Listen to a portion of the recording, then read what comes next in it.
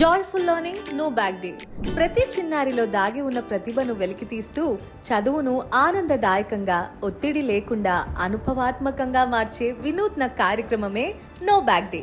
జాతీయ విద్యా విధానం 2020 NCF foundation stage 2022 SCERT academic calendar కు అనుగుణంగా ఆంధ్రప్రదేశ్ ప్రభుత్వ పాఠశాలలో ప్రతి శనివారం ఈ కార్యక్రమం నిర్వహించబడుతోంది.